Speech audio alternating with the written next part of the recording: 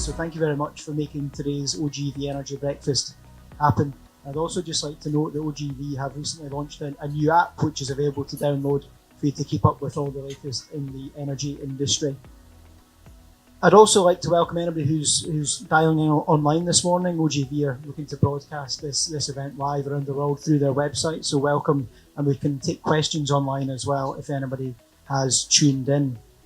This morning I think we've got a fantastic lineup of speakers who will introduce one by one in time. But first I would just like to add some of my own perspectives to today's themes around energy transition, digitalisation and diversity and inclusion.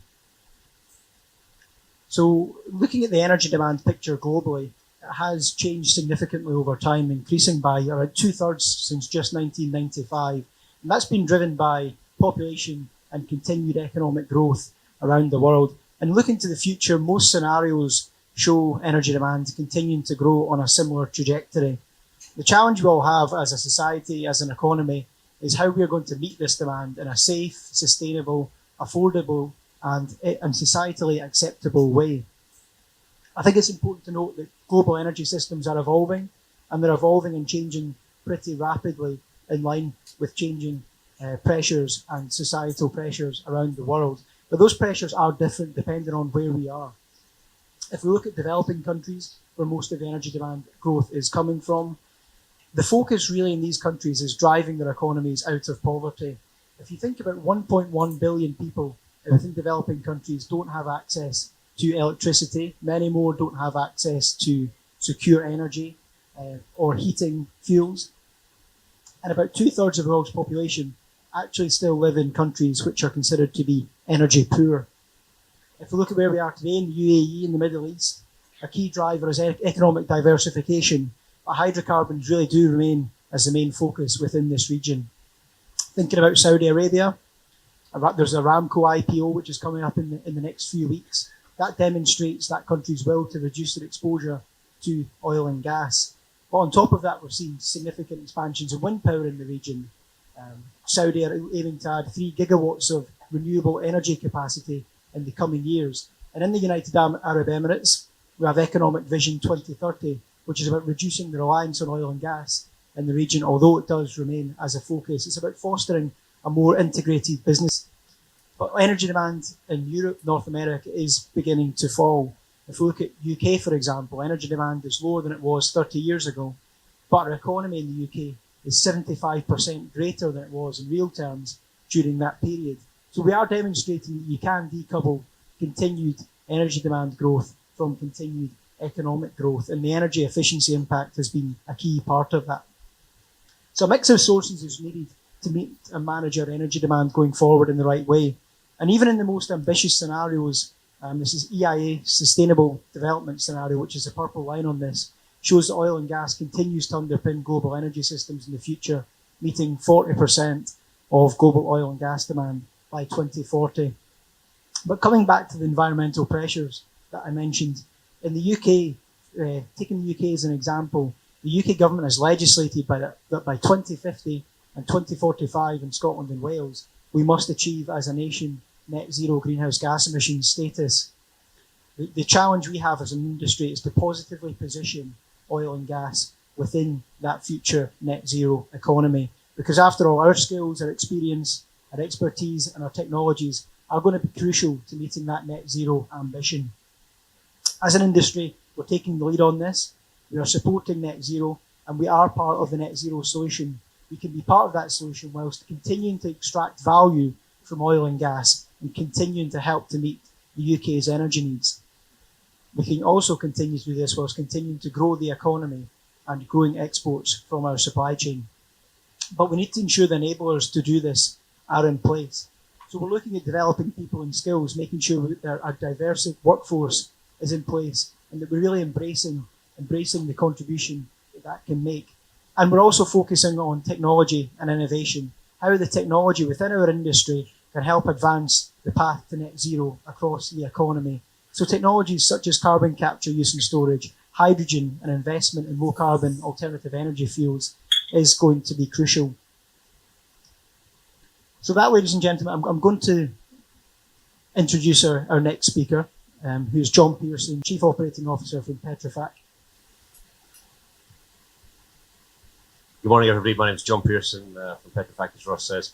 So I've got a tricky task this morning. I've got 15 minutes to cover two of the most talked about topics in modern business. So the good news is I'm not going to try and do that. I'm going to try and stimulate some thoughts, get you ready for questions, and mainly act as a warm-up act for the panel. We have a world of new energy sources now at scale that was probably not credible 10 years ago, which is a really good thing, but we need to understand how that impacts our business. And equally, at the top there, maybe the fastest moving change is the conversation around energy transition. 3 or 4 years ago, I remember people talking about gas as the bridge to the low carbon future, and a lot of people shaking their heads around the room. Now, if you said that, you'd probably be booed off the stage, and probably rightly so. It's net zero and net zero incredibly quickly. And I think there's definitely a lag on action following those words. Greta's been around for 16 years, but on the world stage for only 15 months. That's incredible. The way that conversation has changed in 15 months, I've never seen anything that fast in our industry. So look, it's quite easy to say, what's the problem? What's the problem here? This will be difficult to read at the back, but if you see the green line, that's oil. This line here is renewables, and that line is gas. So you could say, if you wanted to, there's not a problem. Oil and gas is flat for probably the remainder of the career of everybody in this room. Why do we need to do anything with this? But that would be, I think, a fatal mistake. This graph will be equally difficult for you to read at the back, but to keep it simple. On the left is coal demand and market cap of coal companies in America. So what you can see is that the very left-hand side, the bar that's just vanished, shows you that 10 years ago, 7.7 billion tons, now 7.6 billion tons. So the coal industry in the US, demand has hardly changed. Market cap down to a fraction of what it was before. And so I guess my message from this slide is the thing that's moving fastest is investor perception of our sector. To meet any of the graphs that Ross was showing in his warm-up act, we need 3 to 5 trillion of investment in oil and gas over the next 20 years. And if you look on the right-hand side, oil and gas, or energy in the broadest sense, is 5% of the S&P 500. So I think that investor sentiment, investor pressure, investor willingness to put their money into our sector could be one of the things that we have to think about perhaps a lot more than we currently are. So what? And I'll try and bring this to a conclusion in the last couple of slides. We've always had to focus on the stuff on the right. It's our job to grow a sustainable business, sustainable in the widest sense. People sustainability, technology sustainability, and market growth sustainability.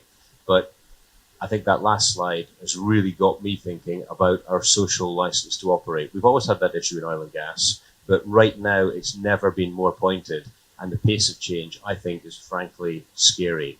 And having a story, a sustainable story for your business across the next 20 years, regardless of the actual demand for oil and gas, I think is super, super important. You won't be able to see the timescale on this. The reason that people are talking about industry X.0 rather than 4.0 is the timeline. The pace of industrial revolutions is shortening. Every one of these gaps is getting shorter and shorter and shorter. And if you look at some of the biggest breakthroughs in today's industrial world, they're caused not by one thing, like the invention of the printing press or the internet or computing. They're caused by groupings of disruptive technologies that are happening so fast now that you add these things together and you get an exponential pace of change. Hence, X.0 rather than worrying about if we're 5.0, 6.0, 7.0. Super, super fast. The real strapline for us is right at the bottom there. Only 19% of companies in our industry really have a deeply, deeply credible digital strategy. Everyone's got a strategy, but are we in proof of concept? What percentage of your revenue is actually genuinely digitally enabled rather than just doing great stuff on 0.001% of your business? So look, nothing annoys me more than a commercial over breakfast, and I'm going to try and not give you a commercial over breakfast. But in Petrofac, a couple of years back, we said, actually, we're right in the middle of that category. We'd love to tell you we're digital, but we're playing at it. So we turned things on the head and said, right, if we wanted to be digital at scale, what would we have to look like? So we looked for outcomes, seeking solutions rather than the other way around. It's very fashionable to put a camera on people's hat and think you've cracked it, but I don't think it's quite that easy. So we said, never mind the oil price, because this was obviously in the depths of the difficulties. What would we have to look like to be unbeatable in any market? If we could do every single project half price, 100% on time, that would be pretty helpful. We could do well with that. So what would we have to do to achieve that? And without going through all the history, we started off by getting frontline workers in and said, look, despite our best efforts, we're a wasteful industry. What would we have to give you guys to be really, really massively efficient? And then we tried to help them with practical frontline stuff to get us there. So just a couple of examples. This guy is dangling from a rope looking at pipe hangers, not the most glamorous thing perhaps, but we've trebled the efficiency of that by asking the people who did it. 20 years ago, you wandered around in the rain to find a cash machine, to wander around to find a taxi rank, to wait for hours for a taxi. Now you have Uber. What's the equivalent in your work day? They told us what it looked like. It was remarkably easy to provide simple task 3 times faster than we used to do it. Great for business, and you can drive yourself forward with that. We also looked at the logistics of thousands of guys building big greenfield projects, and unsurprisingly, there was a lot of wastage in that process, just the sheer logistics of getting people to site. I won't go through what we did, but it involved geotagging and a bunch of very clever analytics so that you could help the people be more productive. I don't know about your workers, but our guys don't like standing around doing nothing. They like being engaged, and they like efficiency. And it was very, very easy already. This has been running about a year with 1,000 guys on one site. And we found an extra man hour in the day, which in the world of EPC lump sum bidding, that's a huge advantage. And it's better for the individuals as well. They have safety alerts and a variety of other things that are mutually beneficial for everybody. One of our drives is to diversify away from oil and gas. We've made a good start into renewables, but certainly we're not in the camp of saying, what's the problem? We don't need to do anything. Oil and gas goes out for as far as you can see. We are continuing our push in that direction. Okay, so to a conclusion. So what? And this is to stimulate thoughts and difficult questions for panelists other than me. It's really clear that the world needs energy, full stop. It needs responsible, sensible energy, full stop. In my view, that absolutely includes gas and oil in that order, for as far as you can see. And I think Ross is exactly correct. We have to be, very sympathetic to everything that needs to happen, but not apologist for our position in the supply chain and the energy supply. We have really, really important work to do. We are an incredibly responsible industry that wants to be part of this and wants to do the right things. And I think we need to be sensible, adaptive, but proud, and start telling people that we are part of the solution, not just part of the problem. Otherwise, our social license to operate will be deeply impacted. We have to transition, and it's obvious from oil to gas, but I think there's a much deeper and more difficult transition underneath that. It's always been about getting things done and getting them done quickly, but efficiency, I think, has often been a slight byproduct of getting stuff done, be safe, get the job finished, move on. The hardest transition, I think, is a little bit of humility. We have to realize that there's an amazing amount of pressure on us from outside, and we need to respond to that rather than ignore it or just pretend it's not there. And that humility is not something that I've always seen in an industry that I've been in for 30, 35 years. So we need to smell the coffee on this really practically. I think societal and investor pressure is already starting to govern. That's not a future attraction, that's here now, and I think it's going to be here an awful lot more. We need that $3 to $5 trillion to make the projects come true, and we are not going to get it from stock markets and investors whose main interest, frankly, is return on their investment, quite rightly. They want return on their investment, and they're going to put that money in the industry that gives it to them. We need to be alive to that. Digital is huge. I'm frankly, I'm almost at the point where I don't want to talk about digital at any conference again, because it's like, let's stop talking about it. Let's get on and do something with it, because it's fashionable to call it digital rotation. The digital rotation of most companies is single-digit %. What percentage of your revenue is only there because of your digital investment? Too low for almost everybody, I would politely suggest. And closing thought, supply chains have to collaborate to do this. It is virtually impossible. Even if you're ExxonMobil or Saudi Aramco, you can make parts of a market, but you can't change carbon pricing. You can't drive a move to CCUS unless supply chains collaborate. And I've always defined the supply chain from government to oil companies to major contractors to SMEs to technology innovators. All of that has to work in concert. Otherwise, we're going to be making presentations at events like this in 10 years rather than getting on and making some effective change on something where time is very, very critical. Being Scottish, I thought I would leave you with an uplifting note that we've got to work together on this. There's so much talk, and there's so much which for me is completely obvious, but it's not getting done. For me, we need CCUS. We needed it 10, 15 years ago. Where is it? It's not economic. People aren't going to do it if it's not made economic. Who's going to make it economic? That's supply chain, starting with the government, through the operators, to supply chain companies. We can get it done. It's no technology barrier particularly. Let's get on with it.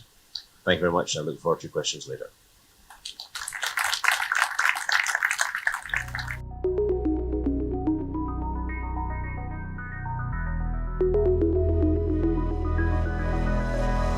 So far this morning around the themes of energy transition, digital technologies, and diversity and inclusion. We'll then break at around 8:45 for 10 or 15 minutes, and then we'll come back together for a closing panel session for the remainder of 20 minutes, where we're going to open up to questions from the floor. We are using Slido this morning, as well as having a roaming mic. So if you want to ask any questions to the panel, you can use the website slido.com, and it's hashtag ADIPEC. Hashtag ADIPEC on slido.com to ask any questions to the panel, or we can pass a mic round as well to allow that to happen. So as I said, I'm going to ask each of the panelists to introduce themselves and give their initial thoughts. So Geeta, I'll start with you if that's okay. Hello, can you hear me? Cool. Yes, Geeta Thakorlal, part of the Worley Group, leading Intecsea and our Upstream, Midstream and LNG line of business. Thank you firstly to OGV for hosting this event and also picking a nice location to do this, and also to be part of this panel, for the invitation to be part of this panel. So everything Ross, you said, and John, you echoed in terms of the role we as companies that are involved in the oil and gas and chemical sector need to do in order to embrace the change that's upon us. No company can stand still, and Worley, as a global leader, is also playing a significant role in the energy transition. And to John's point about no one entity has all the answers, and we take a very similar approach. We are working very closely with the supply chain, including all our customers, partners, and alliances that we have, in order to come up with solutions for the energy transition that's upon us, and also the demand for clean, safer energy for the future, sustainability of our companies as well as the world at large. So, the demand in terms of digitization, the whole sector is talking about decentralization of power grids, digitization, and also decarbonization. These are all challenges that we all need to firstly understand. How do we pivot our own businesses in order to address these? And as I said, Worley is focusing very largely on all of these topics, but again, trying to understand where we can add the best value and pivot our core capabilities. So the three areas that we're really focusing on in the energy transition are offshore wind, distributed power, and microgrids, and the emerging hydrogen economy. And I can't talk to all of them because, as again John said, there's big topics. But in the offshore wind sector, We believe our offshore capabilities really complement the experience we have to date. And recently we acquired a company called 3Sun, which is a UK-based operations and maintenance in wind turbines. And with that acquisition, our position to actually offer engineering and project management and procurement, including operations and maintenance across the offshore wind sector, is tremendous. And we're also looking at how can we go into deeper floating offshore wind to complement with our offshore capability. And the other topic I want to talk about is also, there's a lot of talk in the industry about automation, transformation due to technology. But there's perhaps not enough dialogue about transformation of the workforce of the future. What are companies doing in order to actually reskill, retrain the people that we have? There's a big question about the changes in the style of the leadership that we need. We talked about going from hubris to humility, but I believe we also need to talk about the cultural transformation, the transformation in the leadership styles that we will need in order to bring the people that we have on the journey in terms of the requirements for what we need to embrace this. And lastly, I want to just talk about technology. We are working with customers again to look at different technologies that we have developed. And to that end, I just want to point to, we brought a prototype of a technology we're developing in conjunction with Oil and Gas UK, actually. So this technology is to enable what we call long subsea tiebacks. And one of the advantages of this technology, the power requirement is so low that it's tremendously reducing the CO2 emissions.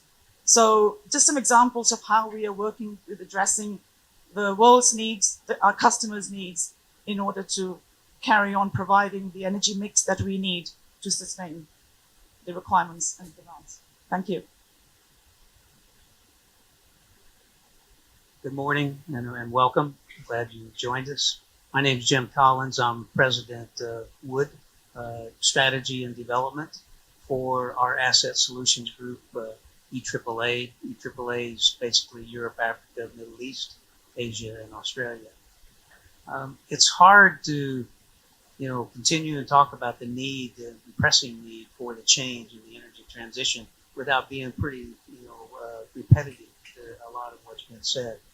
But it is clear that we see the momentum, and what we call is unstoppable momentum. We can see the rise in the requirements, the social outcry, and the scientific statistic need of the changes that need to come. We see these changes coming on a curve, and likely it might be more like a hockey stick, than just a flat curve, and that you saw, that spread over time of other energy transition periods. So, as John said, we've got to get on board and we've got to get traction quickly. Some of the things that Wood has done, and again, we don't want a commercial, but we've been in the renewable energy for the last 15 years, and we've got a lot of installed, over 2 million installed panels, solar panels in the U.S., and have been involved in either, design, conceptual, or consulting in most of the large international programs. So it's something that we will continue to focus on, including offshore wind and onshore wind as well. So it's a big part of our business already, and will continue to be a focus. We've been very active in clean energy around gas and LNG, and that will continue to be, part of our business going forward. But innovation has to come beyond that, and has to be new technologies. One of the things we're doing is working with the OGCI, the Oil and Gas Climate Initiative, which is a group sponsored by 13 of the large oil and gas companies that's looking at a first-of-a-kind project, that takes a carbon capture and storage and really takes it into a practical, usable application. So we're excited to be, part of that innovative step. One of the things we've done, and I'll just, go into, being creative. We've done some scenario planning, which I think is very helpful in, looking at, strategically, what should we do as an organization, and how can we provide the best service, guidance, and thought leadership to our clients as well. We looked at the scenarios and 4 scenarios over the next 15 years, what could happen if we had different responses to the climate change, which included, collaborative work across governments and companies and technology groups, all the way to the opposite of nationalism and hunkering down and lack of collaboration. What that brought were different scenarios and outcomes that we looked at and tried to evaluate what is most likely. From that lens of that future, then we can work backwards and we can look at what should we do different, how should we position ourselves, how should we work with our clients so that they can be more responsive and better equipped to manage the energy transition. So there's a number of innovative things, and we do have to, take this very seriously. John's point about, social license, we see ourselves being threatened. You look at the investment situations with the market and how they respond to our business. So we have to be very sensitive to that and do what we have to move forward. So thank you. So my name is Ahmed Salem. So I work for Baker Hughes. Between bracket is the new Baker Hughes. So for the people who knows, I'm coming from the legacy G oil and gas, which we merged with Baker. And recently GE have decided to quit oil and gas and reduce their equities in Baker Hughes G company. And 1 month back, we announced the creation of the new Baker Hughes.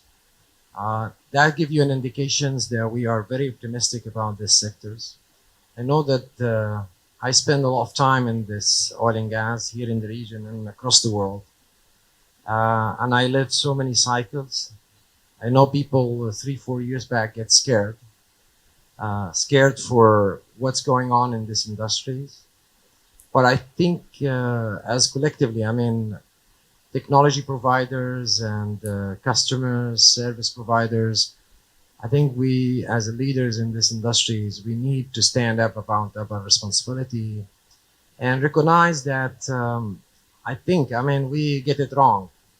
So no one, to be honest with you, been able to predict that renewable energy will become a reality and the prices of renewable energy will become attractive. No one, to be honest with you, also recognized that this revolution of shale oil, shale gas was a big reality, and I think it will continue. People were trying to shut it down, but these people been proven with the technology and with their capabilities to adapt to the new environments is to continue working. So I think with these challenges, I think we need to continue to drive technology innovations, and I think this is extremely important. I think digitalization will add up to this. A lot of companies today are embracing these disruptive technologies. We see it in all our customers, partners. Second, I think climate change is realities. I think we announced recently that we are going to reduce by 50% carbon footprint, and by 2030, and I think by 2050 we become zero carbon footprint. It's a lot of challenges, but I think this is a big, a statement from Baker Hughes and from our leadership. We've been spending a lot of time in driving technology which can help climate change. Today, I can tell you we are spending a lot of money in creating technologies for carbon capture, carbon reinjection, for EOR, enhanced oil recoveries. We are spending a lot of energy and money also in other source of energy that can be used to drive our gas turbines. You know that we manufacture gas turbines also. And we have done so many trials now using hydrogen as a source of energy, clean energy. So this is coming very strong. Plus all technologies related to electrification, because we think that electrification is something real and is happening and going forward. Maybe to conclude, I think this is an opportunity for us also to play our role as leaders in driving, talent developments. This industry suffered in the last 3-4 years, to be honest with you, from a lot of people, experienced people left these industries, and our capability to attract talents been concerned or diminished.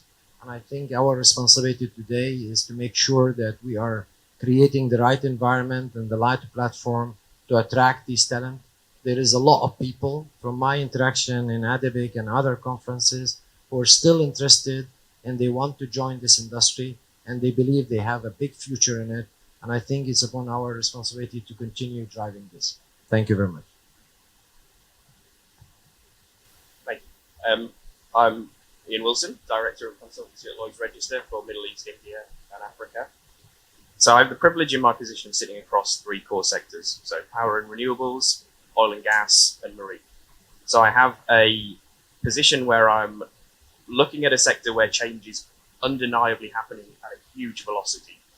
A sector in oil and gas which is in a stage of realization, and I think a sector in marine which is in a stage of denial.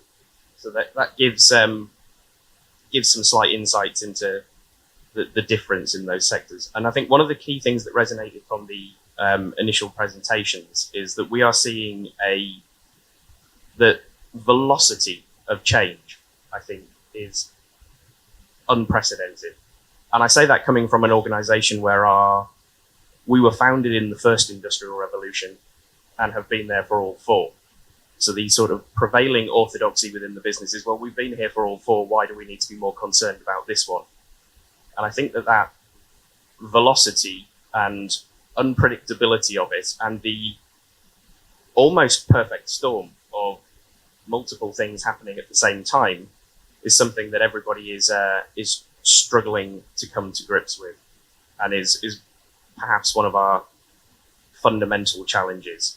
Now, I think everybody's spoken fairly eloquently on the energy transition as a whole, so I'll kind of focus more on not where we're different, but where we have a slightly different take on things. Because I think one thing so Lloyd's Register is a provider of assurance, and within that is largely heavily focused on independence. So what we're seeing is, so from that position, because we sort of sit outside the industry looking in, providing assurance, one thing that we see a huge change in, and because that provides us in a position where we are quite often coming in benchmarking against regulation or standards, the velocity of change within the industry is quite often hampered by velocity of change in regulation and standards within which the industry must operate. And particularly where you're providing assurance, what we are seeing is that regulatory frameworks are not changing fast enough. Even where regulators are engaging, the regulatory process often takes so long that by the time the regulatory process is concluded, we've moved on to the next phase. And I think that again speaks to the velocity issue as a challenge.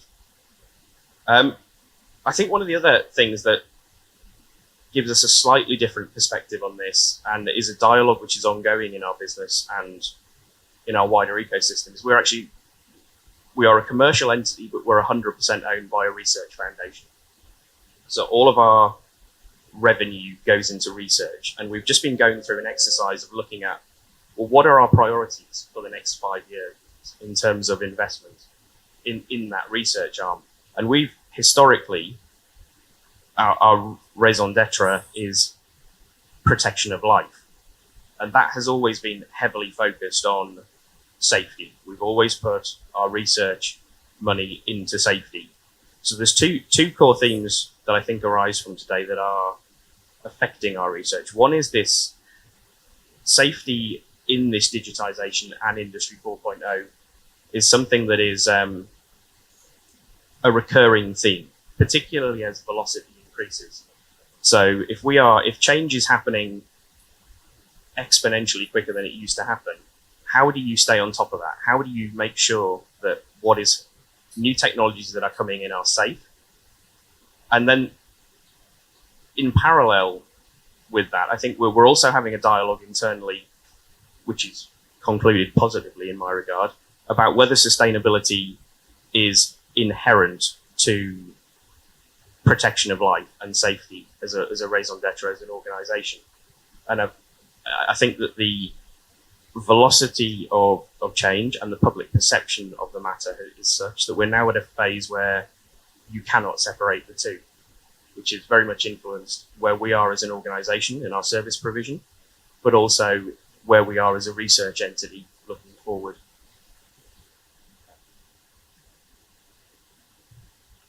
Good morning. My name is Dr. Satyam Priyadarshy. I'm a technology fellow and chief data scientist at Halliburton. I joined the industry in March of 2014. I joined Halliburton, so I'm not originally from oil and gas, except that I'm a child of oil and gas. My dad used to work for ONGC in India. So I know enough to be dangerous. Also enough to be careful because I lost some friends in the Bombay High accident. So when I'm leveraging data and data models, I know what the risks are, which many companies don't understand. Or the people who try to come and say, let's put AI on everything. So you have to be very careful about it. We started our journey in 2014, and I think I should give credit to Halliburton because they thought that data is an important asset. And as a result, we built a center of excellence for big data and data science. Today, we are engaged pretty much everywhere in the world. Built my team from scratch, and then did one of the things that Geeta was talking about, what I call talent transformation. So, as we know, people will say data scientist overnight. Some companies will change the titles of people as data scientists. It doesn't work that way. There is a skill and an art both required to be successful in actually creating value for our industry. And everything that we do has to be really value driven, and that relates to completely to the energy transition landscape. Because the one thing I think in the opening talk, they talked about supply chain. Where does that supply chain get optimized, right? And that's a significant cost, and that cost is within our control, so to say, if we really want to do it. So I started this journey, and I was told that oil and gas industry has a lot of data. But I come from companies like Google, so I used to work for AOL, and in 1999, we used to have terabytes of data, which has to be analyzed and monetized. So if I compare to that, I don't think oil and gas industry, except for the exploration side, doesn't have that kind of data to be monetized or created value from in real time. But the challenge is that we have put this data into silos, and that has caused us more grief than anything. I think it's time that we are actually talking about it. So I started talking about digital transformation about 5 years back, and I'm happy that oil and gas industry now actually wants to talk about it. But they're still, I think, one step behind. They're talking about digitalization, which is actually one step beyond. They are behind what we really need to do as an industry. What we should be actually thinking, if we really want to be serious, then we should be talking about digital disruption in a continuous manner, not digital transition, not digital transformation. Because whenever you do a transition, you go from step 1 to step 2, and that's all you stop and then you wait. But when you're talking about continuous transformation, that is what is disruption of the business model in a continuous manner, and that is actually lies in your foundation on the data. And that's what industry should be talking about if we really want to compete into that energy transition landscape, which will be 50% from now. And the second one is in that disruption, how do we disrupt the way the people think within our industry, not just the geophysicists, the drillers, the chemists, but it's also the leadership that has to think differently. And I think that's what our industry should talk if we want to really talk to be a player in Industry 4.0.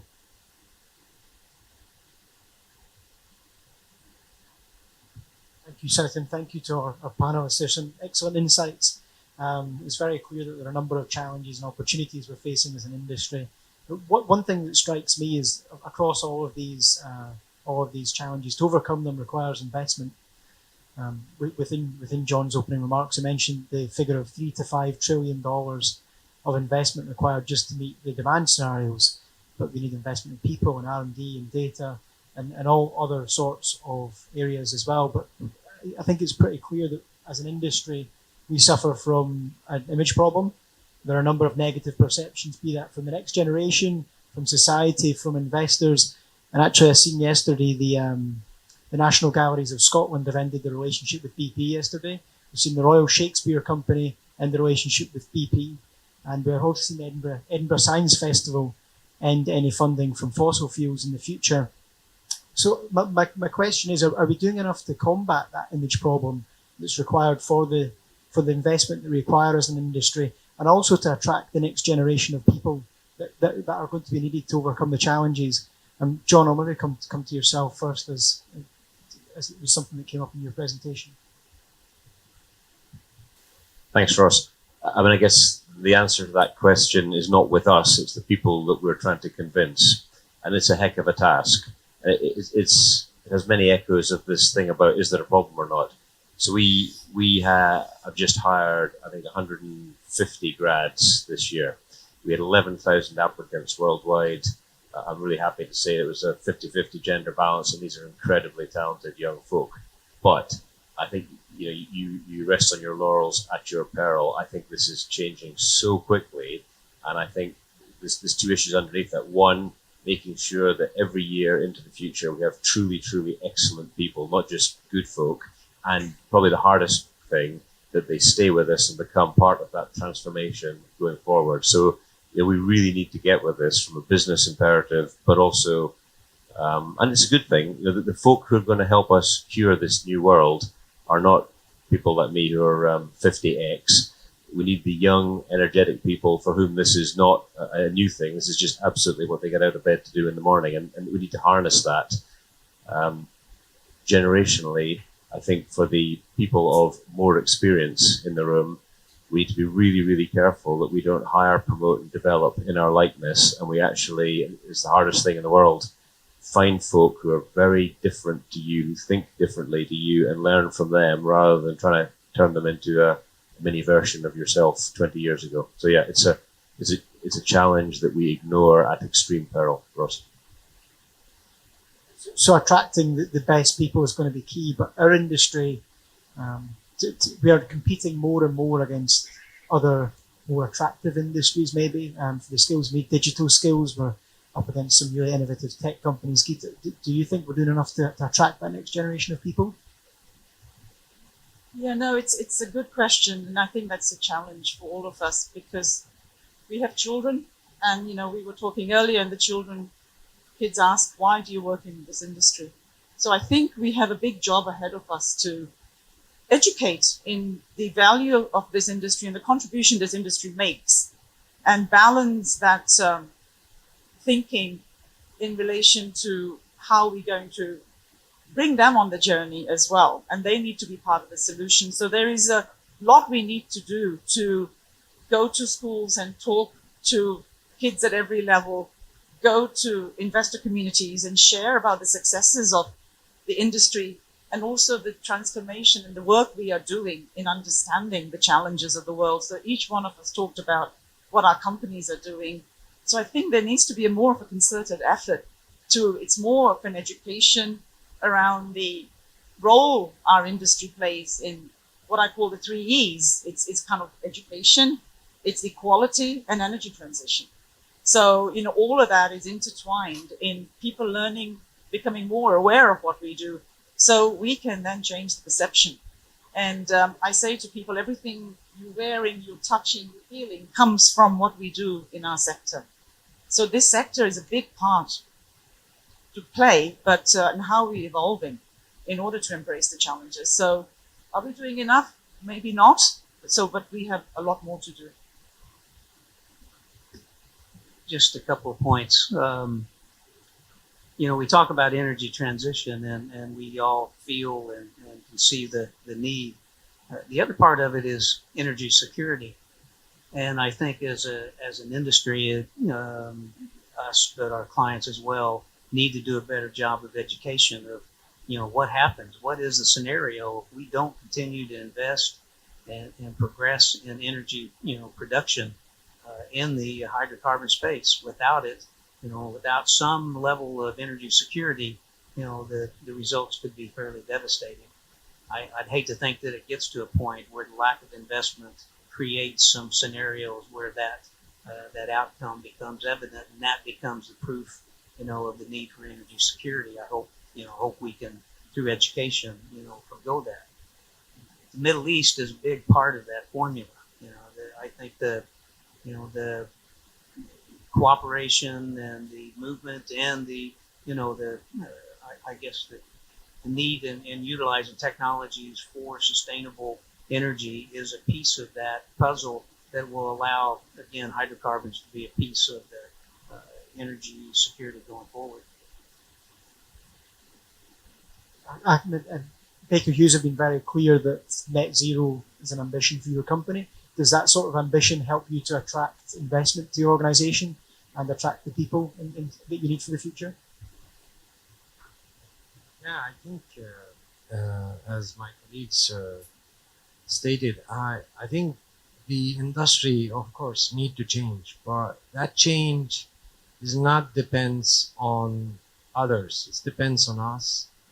I think the world needs us. I think there is no doubt today when you talk even to investors that majority of the people knows that the energy security is important, the energy transformation is important, but hydrocarbon fossil energy will still big part for the years to come. So there is no doubt that there is some changes in the map. I would say renewables is coming very strong, but I hear John mentioning gas to oil. We used to go oil and gas. I think the world now is moving much more on cleaner energy, and this is realities. So if you think about it today from the media, just wanted to talk about this also. I think we have the media to help us playing a better role. I think this industry, which been brilliant for years and years, it's been hurt. I mean, is in the past years, and that's because I think there is influential groups around the world want us to change, want us to have bigger responsibilities in terms of environment, carbon footprint, and so on. And I think that is also affecting investors, how the money is directed, and so on. But still, I tell you, I mean, we had in the last 2 days a big meeting with our investors, and I'll tell you, they are all really keen to continue investing in oil and gas. I think we need to create these two fundamental changes in terms of images, and it's all in terms how we present ourselves in growing talents and developing people. And I think today, if you set, even with my kids, I mean, and you talk about oil and gas industries, the first thing that Sarah was telling me, my daughter, is dirty, Papa. So that's the first thing they come to their mind. I think that will require from us a lot of work. I mean, to create this, restore images probably, and then create really this efficiencies and environmental sound governance, I think, inside the oil and gas industries.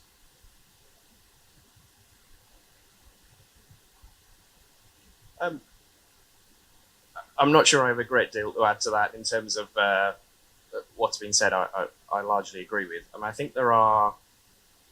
I mean, one thing I would say is that there is a challenge of transition presented to us as a sector, but there is also an opportunity. I mean, I think the skills for much of what is to come resides in the people that work in this sector. And actually, if I was looking to build an organization that was going to support the offshore wind industry, the oil and gas sector is exactly where I'd start. Same for hydrogen economy, same for all of these. So there is, whilst it is a challenge, and it is one of our biggest challenges, it's also one of our biggest opportunities.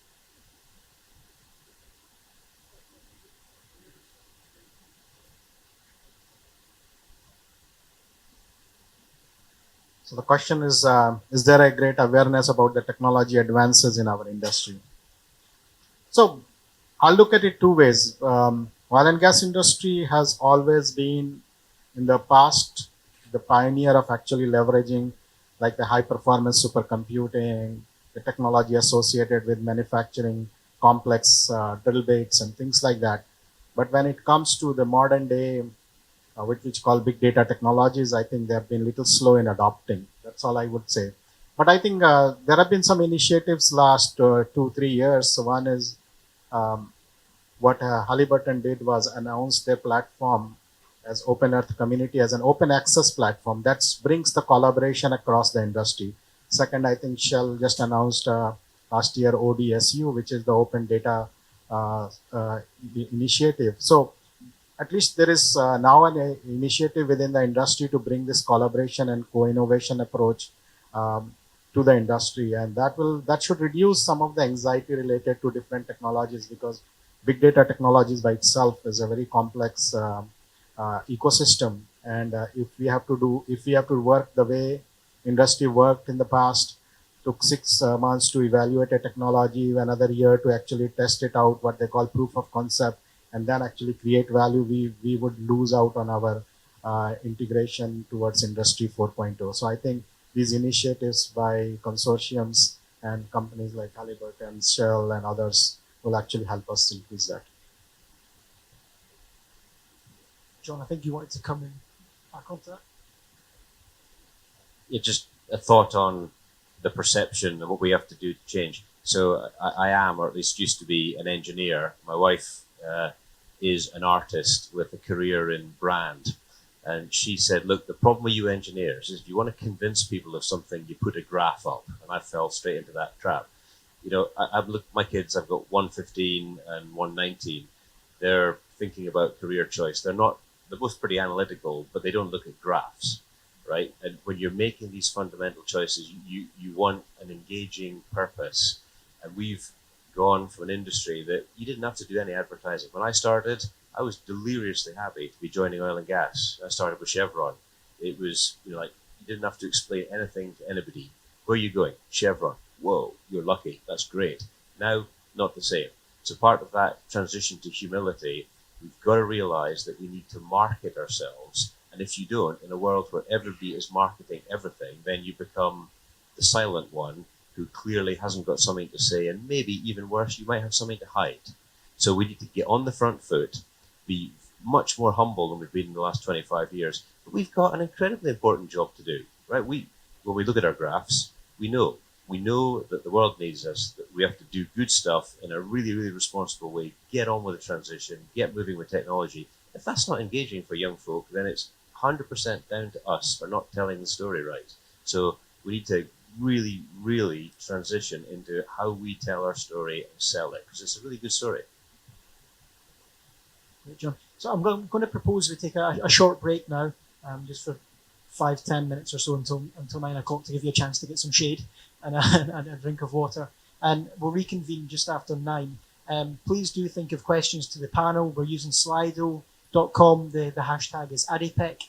You can also pass me some questions at the break, or we can pass the microphone round. There's still food at the back, teas, coffees, and drinks. We'll propose that we reconvene just at 9 o'clock, if that's okay. Thank you.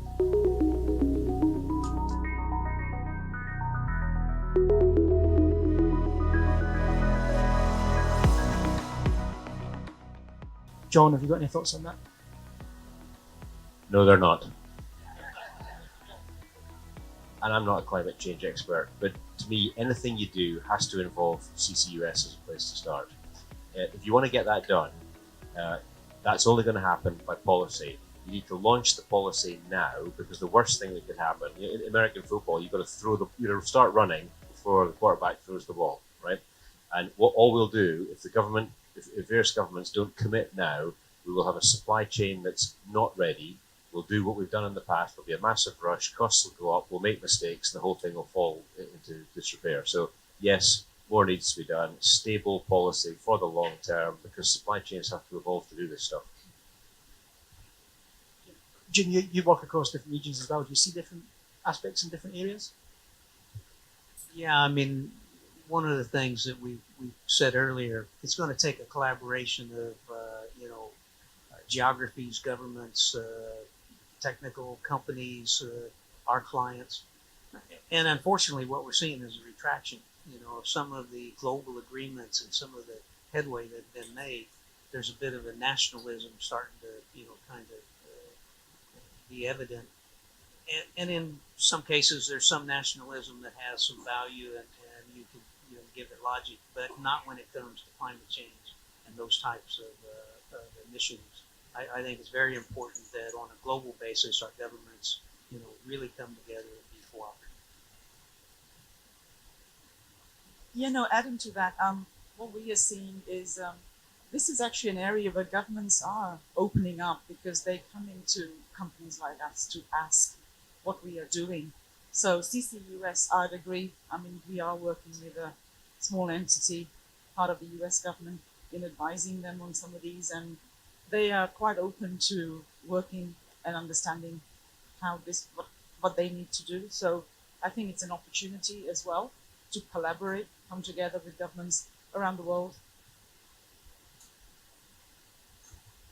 You're based in the Middle East. Do you see a supportive framework from the regulators, the governments in this area around the energy transition, diversification, and maybe is there any appetite here for carbon capture as well, or is that more of a European and North American thing at the moment? I mean, so we are. So from an advisory perspective, we are seeing people coming to us looking at carbon capture, but the driver for that is more using that as a mechanism for enhanced recovery, rather than a climate focus. Certainly in the opportunities that we're seeing, and a lot of that is just a lack of. A lot of it is the lack of framework around that. I mean, a lot of that is there are clearly in this region there are no tax incentives, so there is no. You can't structure your fiscal system to promote behaviours that you would like to see. So in that case, it's actually quite challenging for the governments without going into a pure regulatory imperative to actually influence that.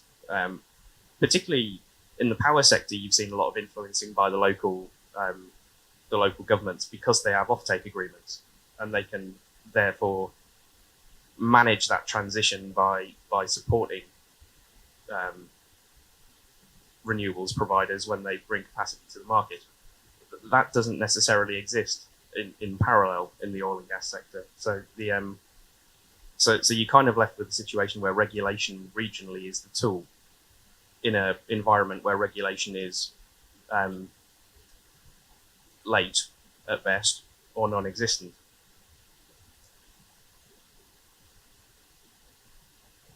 Do you have anything to add to this about the support of governments and you pass it?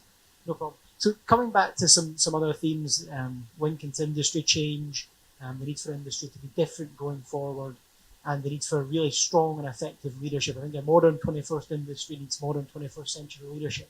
And we spoke about attracting the next generation of workers into the industry.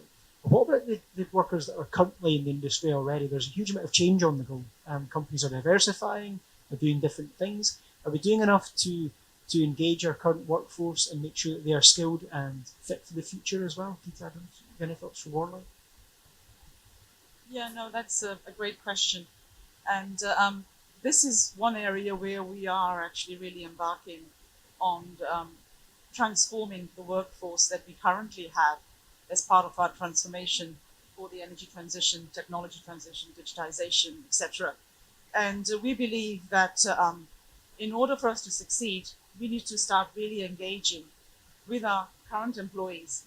And to that end, we have started what we call F0, F1 forums. So basically from the CEO below, we've identified what we call catalysts across the cross-section of our organization, and working with groups, 20 to 30 as minimum, to start really a dialogue where we are working with the leaders and the people in the organization to have these conversations around the globe and really trying to understand what are they thinking, how do they think what we should do, what should the image of our organization be, rather than being a top-down approach.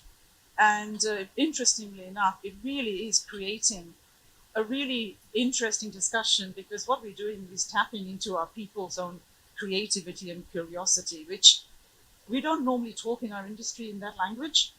And I believe the energy transition is the opportunity for our oil and gas companies to really tap into that, because that's what I guess the Googles of the world did that when the PCs came around, telecoms. They did that. We never use curiosity and creativity because we are engineers. And so really just engaging people in that conversation, it goes beyond just doing employee engagement surveys. It takes time for the leaders, but it's a very rewarding experience. And we're looking to then use that information as part of our transformation journey. Dr. Satyam, so there's a lot of data skills required for the future. Do you feel that our current workforce is equipped to manage the change that we need to see? So when a couple of years back, maybe 4 years back, I talked about digital transformation, and I added two terms to it. Two things that we need to do is the talent transformation. Geeta just mentioned that, and other one is the innovation culture. And those two transformation, if they come together, then we can actually do what is digital transformation in our industry. To that effect, we built something very practical from a use case study. Since oil and gas industry loves use cases, we let people take MIT classes on data science and found out after taking those classes how many actually really applied to it. No one, right? So what's the point, right? In principle, you can take any classes free. Like there are so many platforms, and so we built our own what we call workshops, different levels, so that people can actually learn in a contextualized and a customized manner, and then actually apply to the daily problems that we are talking about. If we really want to reduce the cost in the supply chain, they have to do it. Not you can hire few data scientists, but then everybody needs to know how to apply to their areas. The challenge there is that you have to initially train them at different levels, but once they actually fly, then you have to figure out a governance structure as to what models to go and where, and those kind of things. Those are more governance side. But from a talent point, that's a very big thing, because the same people, they are the industry experts.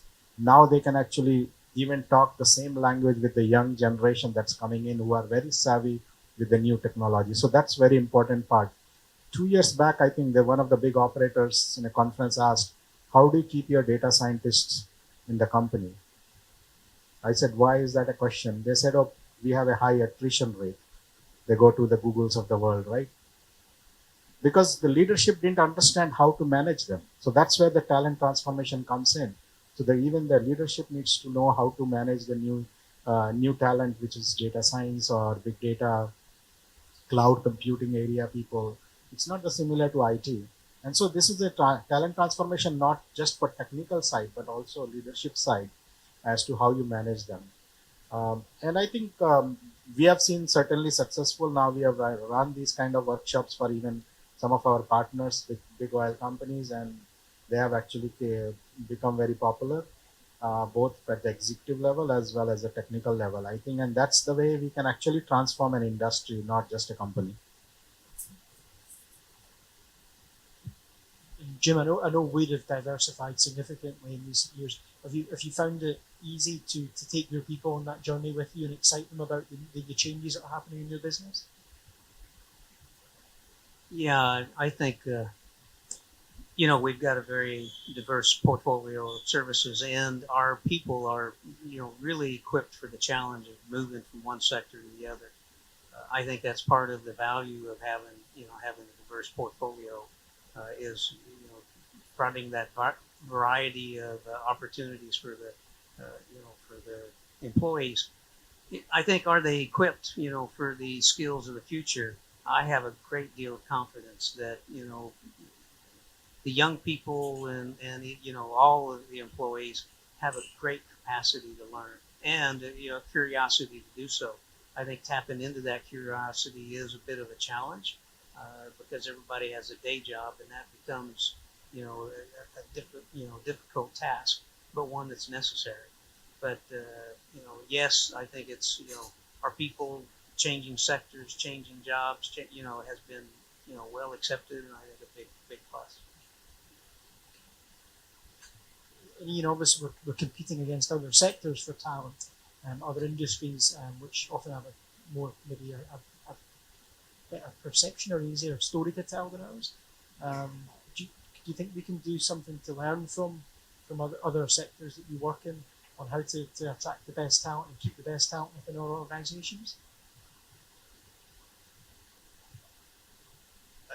Yes. I think that one of the recurring themes has been on the attractiveness of the oil and gas sector, which I think is a challenge that the panel's already spoken to.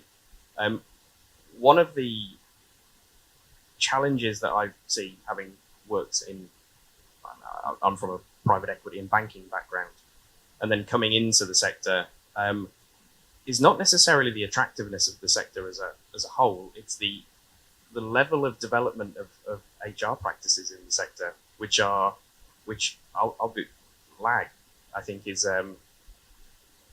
possibly the fairest way to describe it. And actually, when you're bringing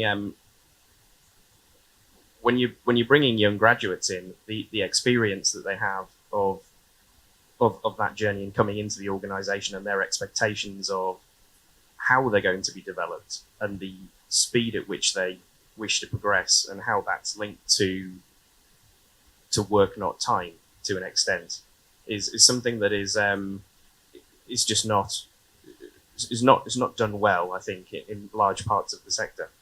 And I think that sort of 25-year journey to principal engineer is not something that resonates with anyone leaving university, so that in itself is perhaps as great a challenge as external perception of the sector.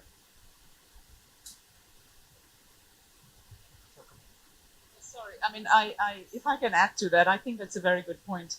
And also maybe we need to probably get accustomed to the fact that when we attract this young talent, that attrition is something we may have to deal with as well. Because, I was talking to somebody and these graduates came out 4 years ago and they've changed 2 jobs already. So we will do everything we need to as organizations in order to keep the young engaged, but also I guess we need to expect that there may be the attrition that we're not used to in our industry. John, we're a modern 21st century industry and we need modern 24th century leadership in workplaces. What are Petrofac doing to make sure that your workforce is fit for the future? So look, I think this is the ultimate challenge for leadership in our industry right now. If you look at what Gen Z want, what motivate them, it's the polar opposite of boomers and Gen X. We're an experience-based industry, aren't we? How do you get on in our industry? You do the same thing over and over again, you get it right, you have the answer to everything when asked, and that is just so not what we need. And the hardest thing, humility starts at home. We need, we're a Petrofac, everyone's on a journey, of course we're on a journey too, but the hardest thing is to re-engineer a culture that has for its whole life based seniority, respect, rank, progress on experience, and kind of flip that. And you still need that, because we do serious stuff. You get it wrong, bad things happen. But you need to have a culture that doesn't just, in a tokenistic way, respect youth and vigor and new ideas. You've got to actually harness that. You can go to all the agile workshops you want, but somebody's got to come out the back end of it and make money. And culturally, that is a tough thing in an engineering and project management-led organization. So for me, attrition, attraction, that's down to the culture and leadership of the organization to realize that this is not a nice thing to do to get your HR stats looking a bit better. It's existential for your company, and it's super easy for me to sit here and give you a lovely story about how wonderful Petrofac is at it.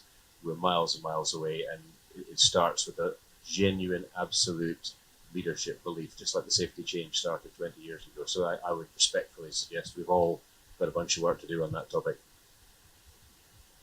Some great points. So I'm going to ask one final question to you all, and that is, so we've covered a lot of ground this morning. We've covered the future of our industry, we've covered demand and supply profiles, diversity and inclusion, culture, digitalization, technology, energy strategies. But now we're thinking to the future. Our industry is changing rapidly, and I'm going to ask you all to just summarize your optimism for the future of our industry in 5 words or less. So something really punchy and snappy to leave us an impression with today. if anybody wants to go first. Geeta? He's figured me out already. I'll just use 5 words, I guess. So, optimism, challenge, opportunity, excitement, and part of the solution for the future.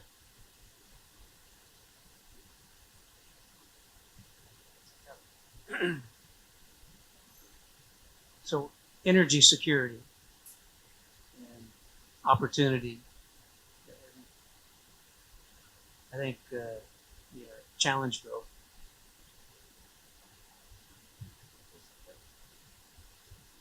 I'll just say, think and implement digital disruption. I'm going to come at it from the consultancy perspective and say it's right people enabled to grow. For yourself, John, to the last word. If my boss was here and I was being asked about my optimism for the future of my business, he'd probably use one word, but he'd probably use 3. He'd just say, it's your job. So, ladies and gentlemen, that brings us to the end of today's panel session. I'd just like to ask you to show your appreciation for all today's panelists one more time. As I said, we've covered a lot of ground throughout the panel session this morning, a number of themes that we've discussed from the energy transition perspective and the enablers that are required to get our industry to where it needs to be a positive part of the future of the energy mix, not just at home in the UK, but around the world. I think a key theme is we need to do more. We're doing a lot, but we need to do more and quicker. But there are huge opportunities and huge challenges to overcome to make sure that we are a key part of that future. One thing for me is I think what's key is that we can't take our position for granted, can't rest on our laurels. There's a lot of work to do, but we're an industry in action and everybody has a really positive part to play in developing that future. So I'd like to thank you all for coming here this morning. Thank OGV Energy for hosting today's session. I would like to remind you that they have an app which has been launched, which you can download to keep up to date with all the trends in the energy sector. Thank you to all our sponsors today, and I will wish you all a good rest of the week here at ADIPEC. Thank you very much.